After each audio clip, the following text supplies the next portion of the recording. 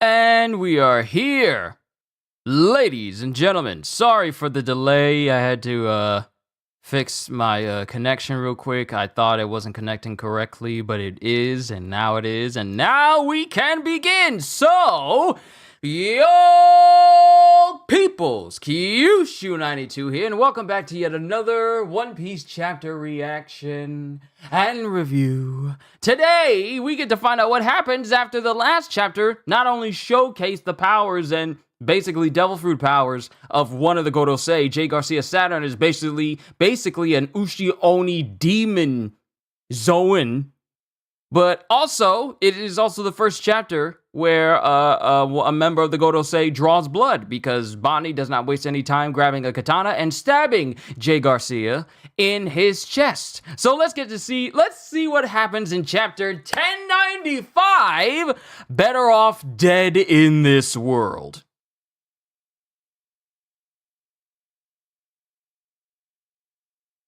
Better Off Dead in This World.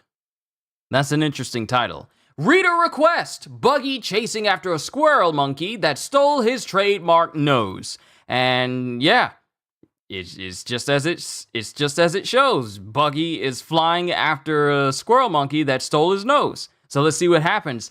Yo! And we get the soldiers announcing going, Saint Saturn has disembarked! All units but Vice and Rear Admirals, maintain distance from the island center! Avert your eyes from his holy form! No one's allowed to look at Jay Garcia except for Vice and Rear Admirals. And then up. Vice and Rear Admirals up are the only ones allowed to look at him. Anyone else? I mean, we've seen what happens when someone looked at him. He literally had his head explode. What? When did he come ashore? And how?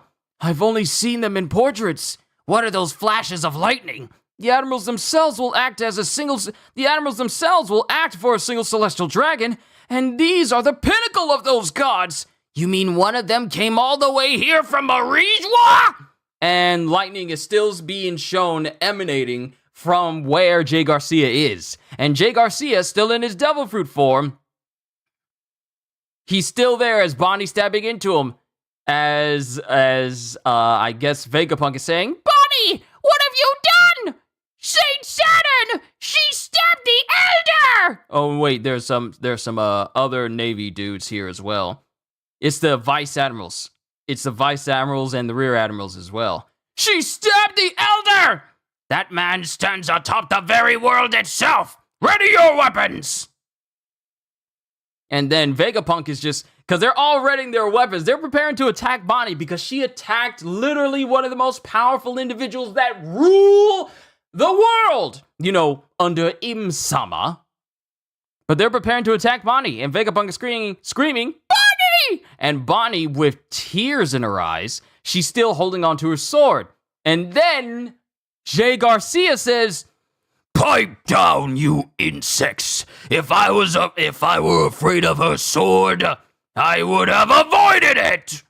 And Bonnie immediately gets hit because Jay Garcia flashes his eyes, and Bonnie gets hit and launched away, and then grabbed by Jay Garcia. And Sanji, seeing this, he tries to run up. But then all of a sudden, he gets hit by some unseen force, and he can't even get close. He gets hit, and he's coughing up blood.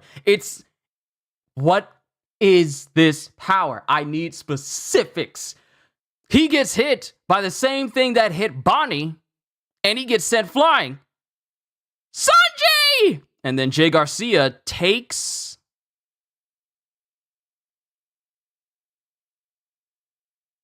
Then Jay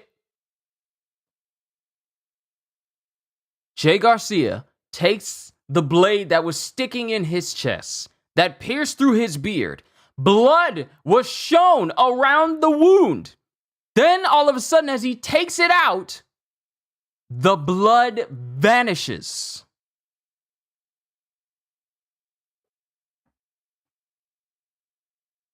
I got a hypothesis on why this is, but he takes the blade out, and then the area where it was bleeding stops bleeding, and the blood literally just vanishes from his beard. And even Frankie is shocked to see, like, did the blood vanish? And then Sanji is coughing and hacking because he got hit heavily. And then we got the rear and Vice running up. Seize Vegapunk's group now while we have the chance! Wait, you fools! Don't be hasty. They cannot escape. Just ready your weapons. Yes, sir! This is rather sluggish work by your standards, Kizaru. And Kizaru is laying on the ground going, I'm sorry, I failed you, and I don't think I'll be mobile anytime soon. Because of that star gun that Luffy hit on Kizaru,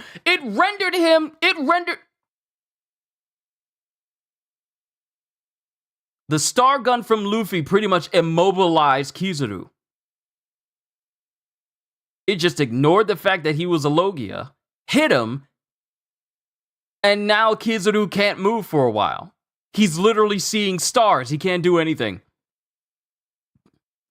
I think I can understand why.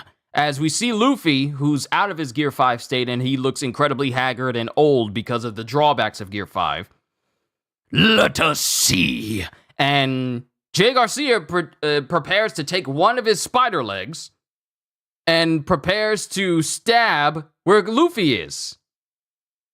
But Frankie Frankie for the save. Frankie comes in with strong right and purposefully punches Luffy away so that he doesn't get stabbed by Jay Garcia. And Luffy winds up hitting a distance, gets knocked a distance away, but also Frankie latches on and grabs Luffy. I see. A pirate crew that cooperates. So even... And then... a pirate crew that cooperates. And then we have Frankie. So even the guys who rule the world want our captain's head, huh? As Frankie grabs Luffy.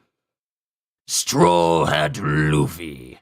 Jewelry Bunny. We failed to anticipate your presence here. But if your fate is strong enough to escape this desperate situation, I would very much like to see it. And you, Vegapunk. Here's the thing. We're talking about fate again. Even the Gorosei are talking about fate.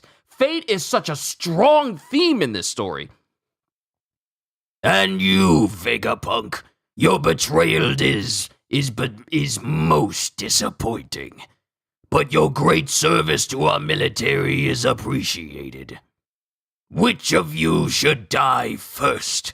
Tell me, from least to most painful.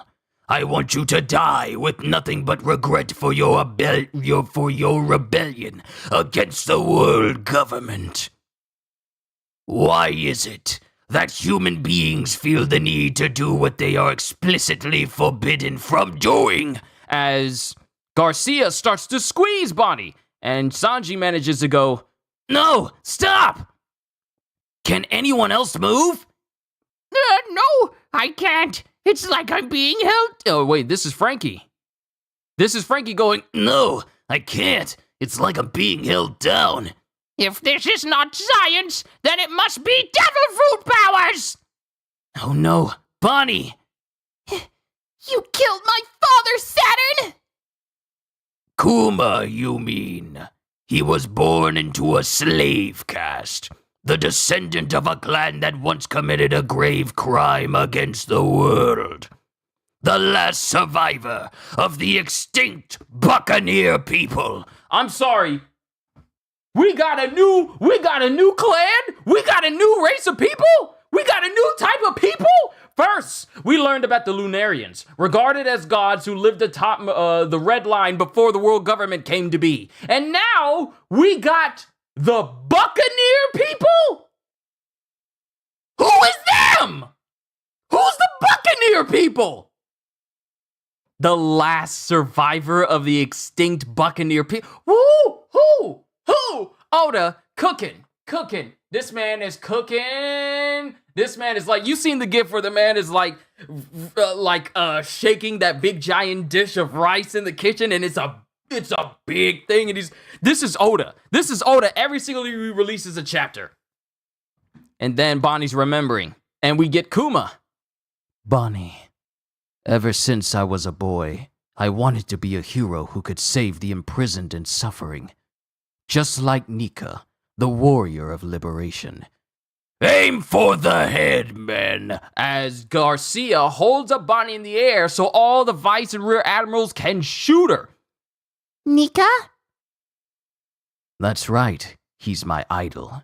He appears from the blue with laughter in this rhythm. Doom doo doo doom. Doom doo doom. Doom doo doom. And this is, wow.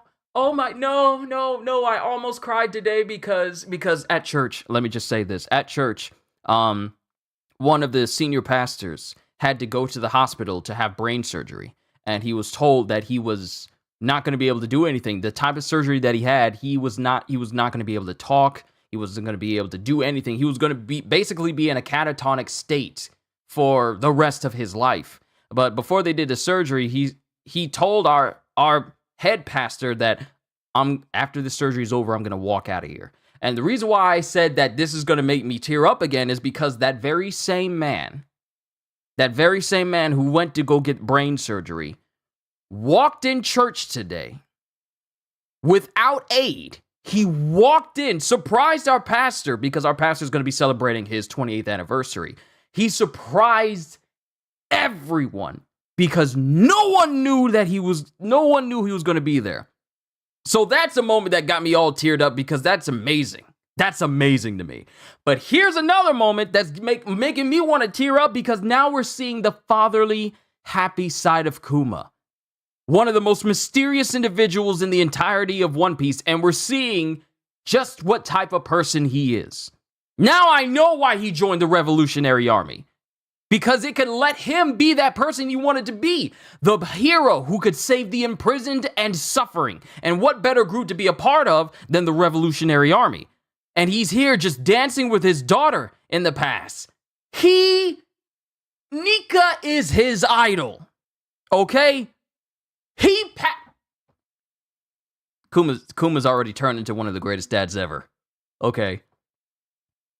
Nika? That's right. He's my idol. He appears from the blue with laughter in this rhythm. Doom doo doom, doom doo doom. Bonnie! Leave her alone! She's still just a child! Will he come and free me too? Will he come and free me too? Of course. As it shows Kuma's face. Yo! We're going in the past! 47 years ago, South Blue Sorbet Kingdom. And a child is crying. It's a big, healthy boy! Congratulations! I'm so glad you've come out to see us. Kuma! Doctor?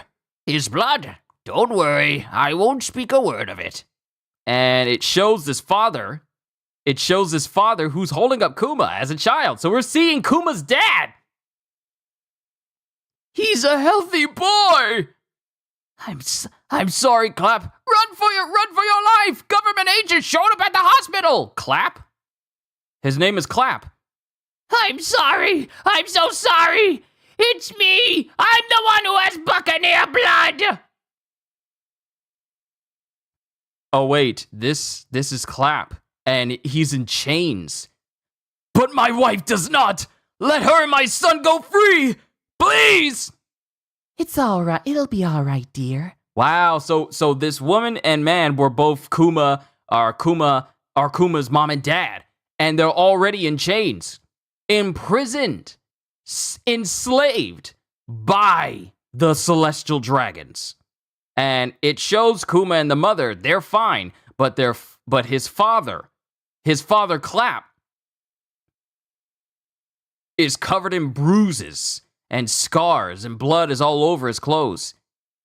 And then we get the Celestial Dragons. I've got a Buccaneer slave! See his strength for being so young! Why don't you move faster? That hurts! I'm sorry! Stop bawling or I'll kill you! Hi there, Kuma. How are you doing? Or is this? Hold on. Is this? Okay, let's see. He's a healthy boy. Yeah, I think this is father. Huh. Oh yeah, it is. I just had to I was second guessing myself. Don't worry about it. I corrected myself. Hi there, Kuma. How are you doing? Hi, Dad. My master is so kind and gentle. I'm very lucky. Your mother's dead, son. She's in heaven now.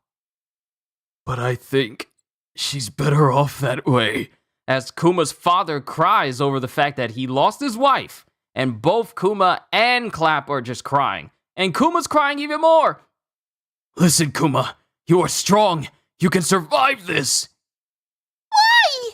I'd rather be dead too. The warrior of liberation will come. He'll show up and save you. Who? The sun god Nika. So even back then, wow. He's a legendary warrior whose story is told throughout our Buccaneer heritage. The Buccaneer people. One day he'll show up and take you out under the sun, to the freedom of the sea. And his rhythm brings laughter to the people. Doom da doom, doom da do, doom da doom. And as Kuma's father is dancing, a celestial dragon just straight up kills him right then, going, "Pipe down!" As Clap was talking to his son, a celestial dragon just guns him down because he's being too loud. He doesn't even get to finish the little rhythm song. He's just killed right in front of his son. Good God, Kuma. Now we cut into 38 years ago, West Blue. You have waited 3 long years, so now it is time again for our great sport, the native hunting competition. Our arena this time shall be the unaffiliated land of God Valley!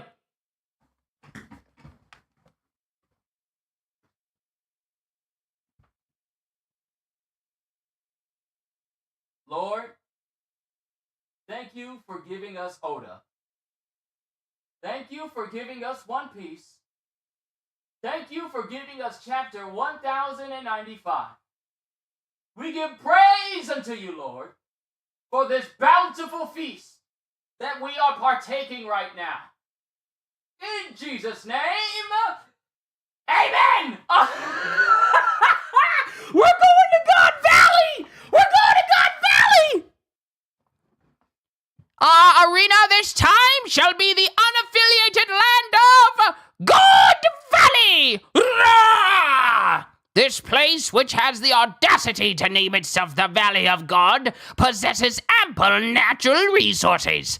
We will hold our customary manhunt here and claim this island for the world government! And then some people who live at God Valley, I think the king of God Valley goes, How dare you? You intend to kill my people for a game? It's insanity! This is our land! Your Majesty! and I recognize that hairstyle. Because this individual with a crescent moon-shaped hairstyle immediately cuts down the king. Yo!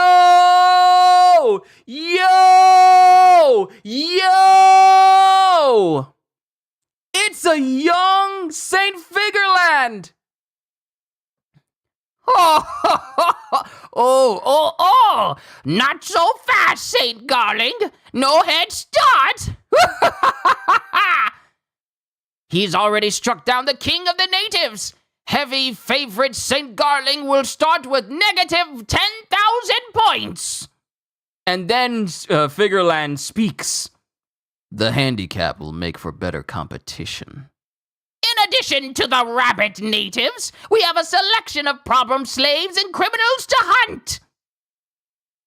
And it cuts to, the fact that the Gorosei still look the same because we have Jay Garcia here with agent going, "They've captured the escaped child, sir. The Buccaneer boy." On you for running away! They're going to hold Lieutenant Voss responsible for you! If you escape, they'll kill every last one of us! Hey, hold it right there. You must be the grand prize, the Buccaneer. No wonder you're so big. You've got giant's blood, I hear. And who is this hee-hawing individual who's looking down at a young Kuma?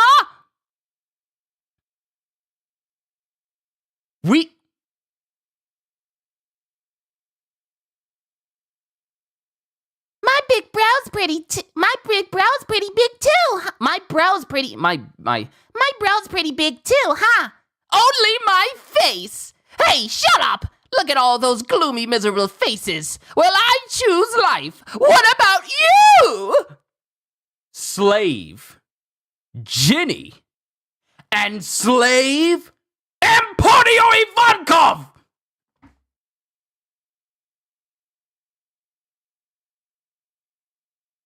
That's the end of the chapter.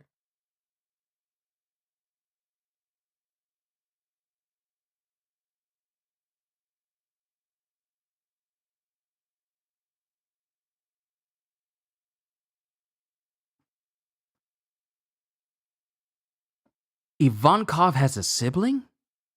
Or has it been bro like Aniki? Like the same way that Tama sees Luffy as big bro.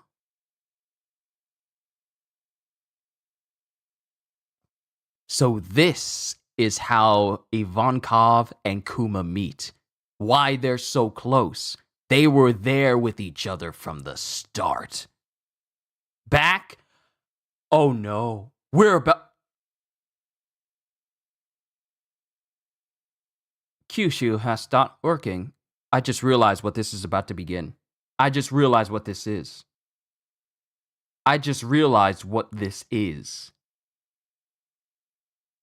This backstory is going to tell us about the God Valley incident. I just realized that now. As soon as they said God Valley, and they said they're going to be hunting people, this is going to be the same place where the Rocks pirates try to show up.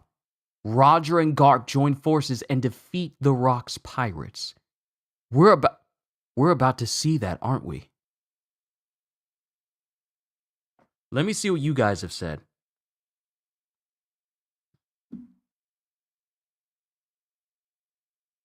Let me see what you all have said. Oh my goodness. So first, Kohagen, Ogata-san, Psycho, Ozzy, Atlas again, Bonnie, a weaker swordswoman than Mihawk, confirmed. That's a... Someone's agenda took one for the team. Well, Kyushu, my man, I have the PS5 version of Neo 2. Now I have to do is transfer your save over to the PS5 version. Nice. And Kiga Lightning thinks Sanji could take on a Gorosei. Sanji got bodied without even Jay Garcia touching him.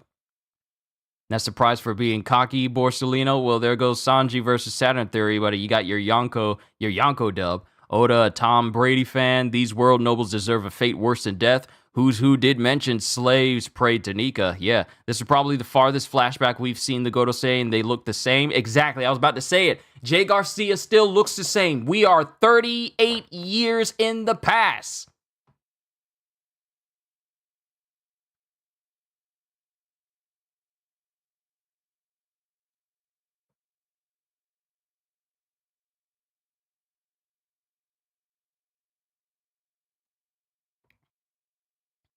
Okay, so as farthest back we see the Gorosei, and they look the exact same. So the question is, where does Dragon fit in all of this? That remains to be seen in the next chapter after the break. I'm guessing the Rocks pirates will invade God Valley, and that will give Kuma and Ivankov time to escape. Did I notice all the devil fruit boxes behind the celestial dragons when we cut to God Valley? Shanks will end up in one of those. I know people keep using Film Red as like, hey, we seen Shanks was in a chest at God Valley. And that's how Roger and company found him, in that chest.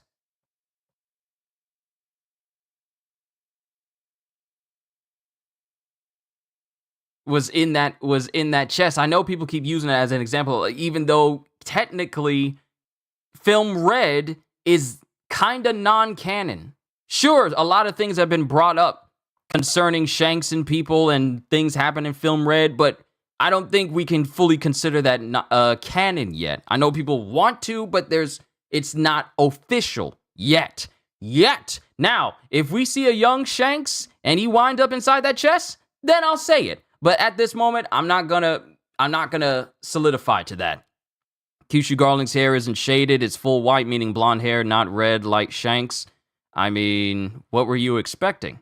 People have been using the moment seeing Shanks in a chest from God Valley on the Roger pirate ship as evidence that he comes from God Valley, but until Oda says otherwise,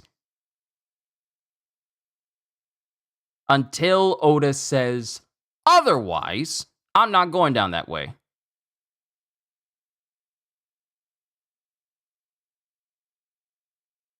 But this was a massively packed chapter.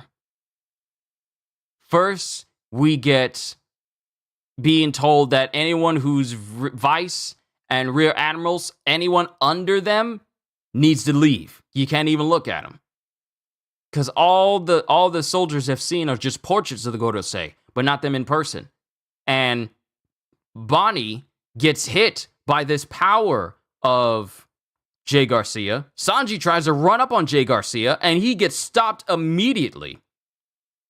And here's the hypothesis that I said I wanted to address.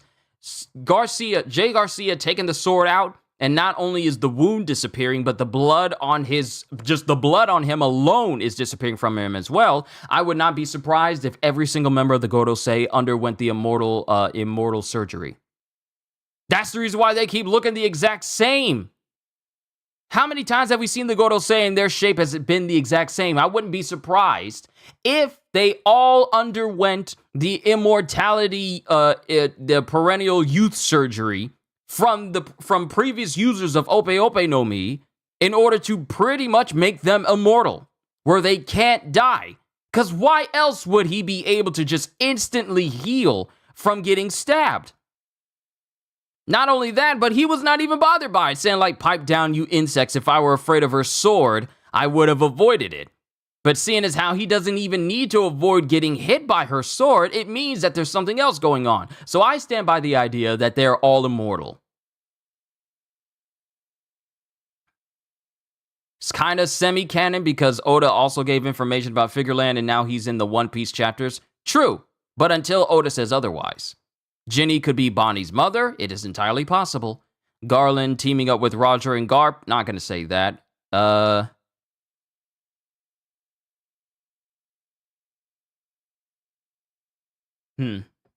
Interesting. Surgery does not heal you or stop you from being killed. In Japanese, it was always told to us as a youth surgery, not unkillable. But it makes you immortal, though.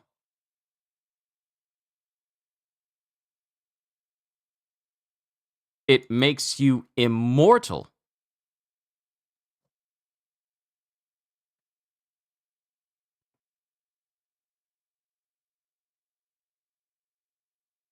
Hold on. Let me go down here. Okay, yes. The greatest power of this fruit, which has earned its reputation of being the ultimate devil fruit, is the ability to grant another person eternal youth via the perennial youth operation. Though performing this feat comes at the cost of the current fruit user's life. Let's see. Sought out this fruit. According to Doflamingo, the world nobles possess a national treasure that, in combination with the Ope Ope no Mi, would allow the user to effectively conquer the entire world. So, while it doesn't necessarily say it makes a person immortal, it does give them eternal youth. But, given the fact that Jay Garcia... No one ever said unkillable, just ageless. I didn't say unkillable. I said immortal. But it doesn't say that. So, I wouldn't be surprised if the devil fruits that the Gorosei have, I mean, granted, they're Zoans. But there's something else. There's something else to, I don't know if it's just Jay Garcia or maybe the rest of them, for the fact that him to take that sword wound out and it just instantly heals? I don't think we've ever seen a Zoan user regenerate, or let alone just, yeah, because a lot of Zoan users we see take hits. They take the hits. They're not Logias where they just reform and they're fine. Maybe Dragon's a Marine and is with Garp, but this incident causes him to turn and meet Kuma and Ivankov, maybe? I don't know. Now I know how NPCs feel when you put God mode on in Skyrim, but Saturn needed to take the sword out in order for his wound to heal. There might be a trick to counter this God mode player. Here's the thing, Ogata. There is a counteraction to every single Devil Fruit in the entirety of One Piece. There's always a counteraction. Hockey is definitely up there as the go-to thing to use, but like quirks to a certain degree, there are certain limitations to certain Devil Fruits that can be exploited to a degree. Some have been seen as like invincible, most powerful, but even those still have like limitations if you really think about it. Whitebeard, for all the power that he had the power to literally destroy the world. But his old age made it so that he couldn't be as powerful as he used to be, you know, like Prime Whitebeard was. But going back to the rest of this chapter, Jay Garcia heals. All the Vice Admirals run up to give aid to the Gorosei, to one of the elders. Kizaru is out. Kizaru got hit by Luffy with Star Gun, and it's affecting him to the point where he says he won't be mobile anytime soon. So Kizaru, for the moment, is currently unable to aid anybody. So that's one less thing to worry about, but it's still a bad situation. And as Jay Garcia is preparing to stab Luffy, yeah, Frankie knocks him out of the way and holds on to him, but everyone is preparing to kill both Bonnie, Luffy, and pretty much everyone else. And then Garcia's talking about, we failed to anticipate your presence here, but if your fate is strong enough to escape this desperate situation, I would very much like to see it. So that's very interesting. He's not talking like, let's just kill them right now, but he's saying, if your fate is strong enough to escape this desperate situation, I would very much like to see it. Is your fate strong enough to get you out of this current predicament? I would very much like to see you get out. Then saying how much he's disappointed in Vegapunk, but your great service to our military is appreciated. Now he's talking about, like, which one of you should die first. Tell me from least to most painful. I want you to die with nothing but regret for your rebellion against the world government. And I feel like, in a way, Jay Garcia is kind of speaking not just from what not just from what the Straw Hats are currently doing, but all the way back when they declared war on the world government back at Enies Lobby when they rescued Robin. I feel like they have not forgotten about the very first moment where the Straw Hats pretty much said, hey, we don't like you. We're going to go to war with you and we don't care. And every single moment that made the Straw Hats do something against the world government and also put them in a light, it was like, oh, the Straw Hats are really doing something out in the world today.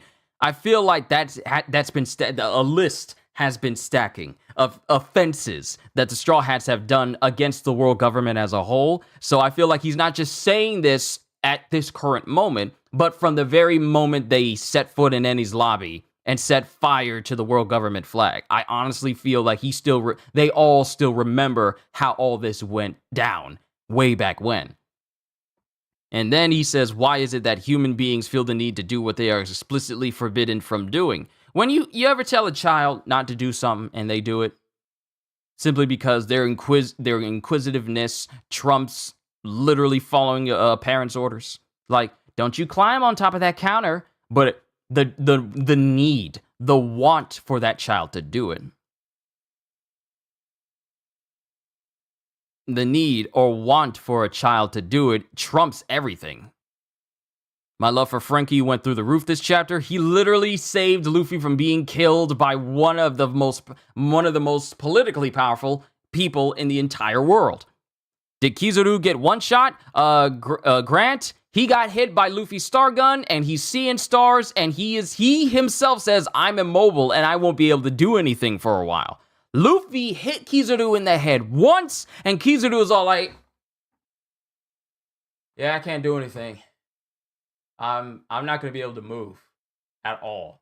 So it makes me wonder just what specific effect the Star Gun has on people who get hit by it. Does it literally just causes delirium or a flux in one's equilibrium or whatever? Just makes their balance all off, where you literally can't think straight to the point where you can't even functionally use your brain to even move your body? Is that what the Star Gun does? I'm just wondering. Also, Ravi, good to see you. It's good to see you, as always. Let me see. Let's see. If Saturn thinks Luffy will have any regrets, apparently he doesn't know Luffy. No, apparently. Apparently.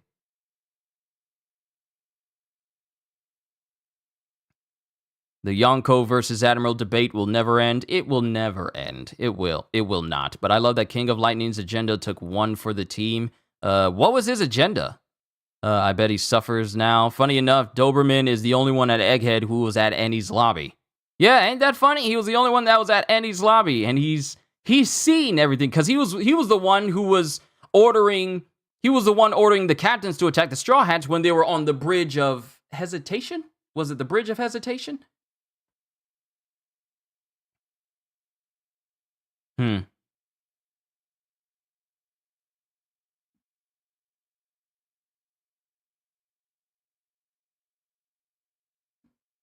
This was a really good chapter. But we also see memories of Kuma. Sorry, got distracted there.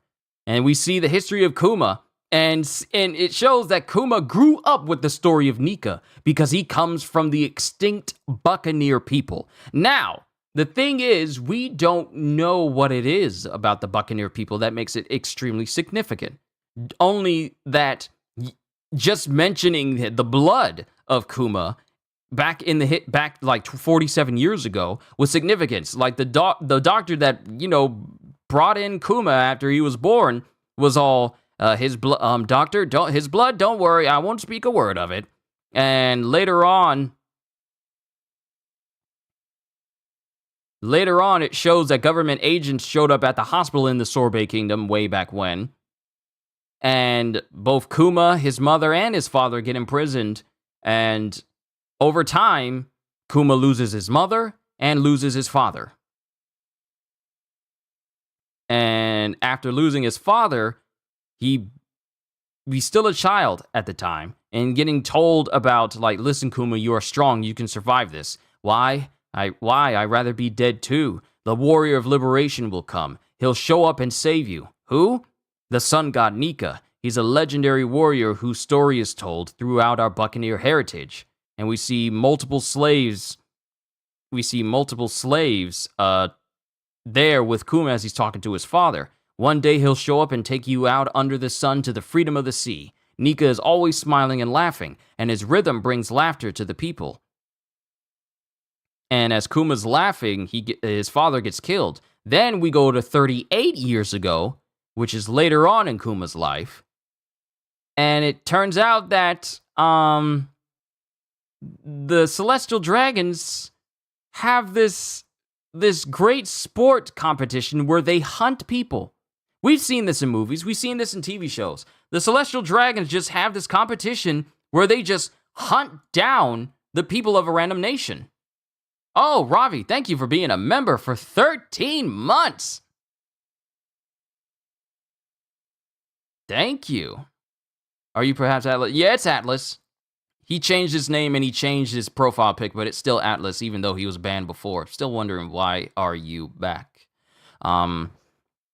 But I don't know what happened, but I get errors when I type in your chat. Just reload the page. Yeah, you might need to reload the page. It's not anything on my end because I can't control that. The Buccaneer people have the blood of giants. That's what makes them special. Interesting. So Giants, Buccaneers, and Lunarians are the three races not at Whole Cake Island on Totland. So is that what Big Mom was saying, that she had three races? She had three races that she was missing. One was Giants.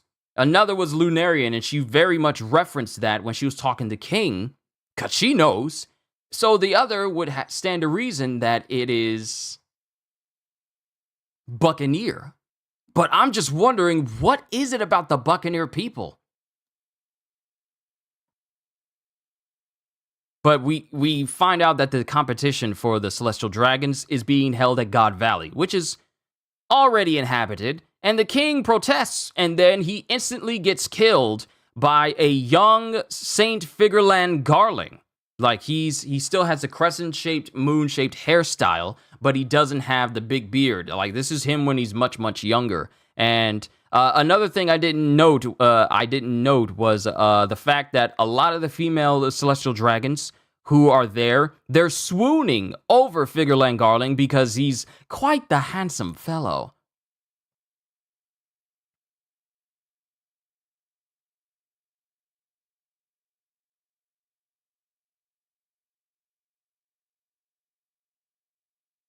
And we see multiple people. In addition to the rabbit natives, we have a selection of problem slaves and criminals to hunt.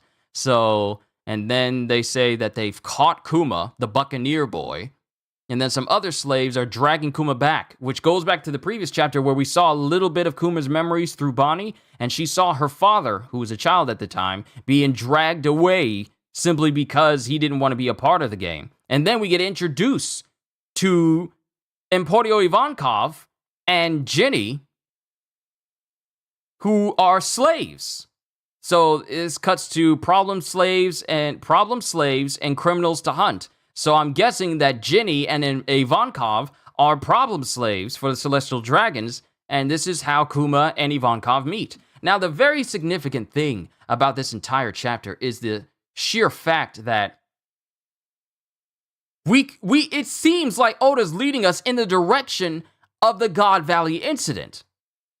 Like, if we stay in this flashback, sorry, I hit my desk and I kind of shook my camera. If we stay in this flashback, then we could possibly see the Rocks Pirates for the first time. I'm not saying it's a surefire thing, but this looks like the pre-events before the whole God Valley incident thing occurs. And it feels like this is where Kuma and Ivankov meet. This is where Roger and Garp will team up to take down the Rocks Pirates. This is where the Rocks Pirates will go to, because if you notice, when one of the Celestial Dragons is announcing that you waited 3 long years, there are multiple prize chests behind him. There's multiple prize chests behind him, and what better thing to go after for the Rocks Pirates than the very treasure of the Celestial Dragons themselves that they're holding for a competition? So, this seems like the prerequisite. This seems like the prerequisite before the God Valley incident. I think Ginny is Luffy's mom. Why? Because Luffy is kind of based on Hanuman, the monkey god, who is son of Vanyu, Wind God, and Anjini, Gear 5 Bajrang Gun, another name of Hanuman. I don't know. Ginny seems a little bit young here. And even though it is like 30, 37 years ago, I don't know. We'll have to see. Because one thing that Oda's been doing is not exactly showing like certain parentage and parents of certain Straw Hats. Luffy's mom being one of the biggest mysterious characters we haven't heard from at all. We know the dad, but the mom, not so much. There are so many outstanding theories about Luffy's mom, and I honestly feel this will probably jumpstart another. But we'll see, Cosmo Sapien. We'll see. We'll have to see. And Kohagen, was it you that said that we're going on break? Yeah, it was you that said that we're going on break. Interesting chapter. You got me out of my chair because it seems like we could be going in the direction of the God Valley incident. When we cut back from the flashback, I can see Kuma arriving and slapping the Straw Hats Vegapunk and ship away to Elbaf, and the giant robot destroys Egghead if Oda wants to end the arc soon. But I really want to know who gave birth to future king of the pirates. And we've already seen, we're already 38 chapters in. Yeah. We're already 38 chapters in. 38 chapters into Egghead. Honestly, do any of you think we're going to still be in Egghead come December? Honest question, do y'all think we're still going to be in Egghead in December? Because with all the things that we're learning from this, it seems like we could be leaving Egghead before December if we don't focus on too many flashbacks. I'm just wondering. I'm just wondering. We could be leaving Egghead before then. But if not, and Odo wants to stay at Egghead just a little bit going into next year, we could get some more information from then. And you says, and Ogata, you say yes? Okay, so we could still be, okay, so we could be ending Egghead in December. It just feels like with everything that's happening right now, there's only so much that can happen before we move on. Honestly, no. It's either or. It's you know, with everything that we've been learning with these recent chapters, it's kind of 50-50. It's kind of 50-50. Possibly, but I wish Egghead will be longer. We'll just have to see. We'll just have to see. And, I mean, I like Egghead as well. Like, we got Vegapunk. We learned more about the Gorosei. We literally learned the names of every member of the Gorosei with the Egghead arc, which I think is significant. Oh, no, you meant we'll still be on Egghead. Okay, you still feel like we'll be on Egghead. Honestly, I wouldn't be surprised if we were. But overall, this was a great chapter, and now it's got me asking more questions. How did Jay Garcia heal completely after getting stabbed in the chest? What is the Buccaneer people, and why is that significant? To the point where even Vegapunk was shocked to hear that Kuma was of the Buccaneer people. Because as soon as Jay Garcia said that, Vegapunk had sweat all over his face. It's all like, what? Like, so what is it about the Buccaneer people that makes their blood and make them as a people so significant? I want to find that out. What are the events? Are the events of the native hunting competition of the Celestial Dragons, does that lead into the God Valley incident? We got Figureland Garling there, and we got Emporio Ivankov and Ginny, who are meeting Kuma for the first time. So many questions, but we're going to have to see what the next chapter offers. Are we going back to the present, or are we going to stay within flashbacks? Many questions, not enough answers. I'm looking forward to the next one regardless. And one thing I can say is that if we're going on break, it means I get to enjoy Spider-Man until we get another chapter of One Piece. Oh, I look forward to it. I don't know if it was said before, but maybe Nika was a Buccaneer. Maybe. I mean, if we go back to the story, he's a legendary warrior whose story is told throughout our Buccaneer heritage. So the story of Nika is something that has been throughout the Buccaneer people from the earliest times, I'm guessing. So, stands to reason, maybe the original Nika was a Buccaneer also. Like I said, this chapter brings up so many theories, so many questions, so many things that we just don't have the answers for yet. But we just need to wait for Oda's next chapter. All in all, great chapter, and I'm looking forward to the next one. It's going to make me think. It's going to make me think. It's going to make me think about everything that we've seen thus far. I got questions, but unfortunately, we got to wait. Overall, enjoy the chapter, and I hope you guys enjoyed my dramatic reading of One Piece, because I do this for every single one of these chapters, and I enjoy it. Honestly, if you ever wonder if I have to do these voices, it's not that I have to. It's not that I have to. It's just that I can't read a story without using a voice on it, because it gives it life. It gives it life, and I enjoy every single second, and I hope you do as well. Hope you all enjoyed. Can't wait to see you all in my next video. And if you enjoyed what you saw here today, then do these things, because not only are they free, but they also help the channel, if you haven't already. Like, subscribe, and share the stream with everyone you know, because the more the merrier. I told you, I'm aiming for 100,000. Don't think small, think big. 100,000 subscribers for this channel. Because the more the merrier, and because I am always looking forward to entertaining you. So have a fantastic day, and once again, as always, later peoples, on to my hero.